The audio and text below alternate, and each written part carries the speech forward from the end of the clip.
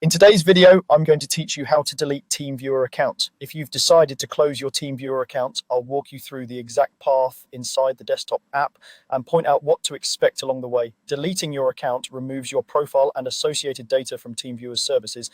Any trusted devices, saved computers and contacts, and personalized settings tied to that login will be removed. If you have anything you want to keep, like notes or connection lists, make a copy before you begin. Start by opening the TeamViewer app on your computer. Make sure you're signed into the account you want to delete so the right profile is affected. Next, look to the top right corner of the app window and click the gear icon. This opens settings, sometimes labeled options or preferences depending on your operating system. The gear is the universal symbol for settings, so if the interface looks a little different, that icon is what you're after. Inside settings, choose account. This section holds your profile information and security controls. Double check the email or username displayed here to confirm you're working in the correct account, especially if you switch between personal and work profiles. Now find the delete account area and click delete.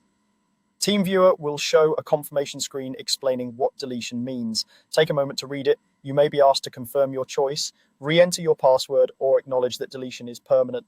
Follow the on-screen prompts to continue.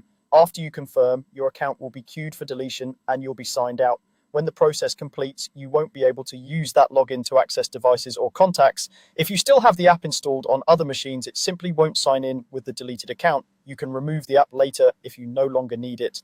A few quick tips to avoid surprises. If you have an active subscription or commercial license, account deletion doesn't automatically stop billing. Manage your plans separately in your billing settings. If you don't see the delete option, make sure you're using the full desktop app and that it's updated to the latest version, since older builds can hide newer controls. That's it.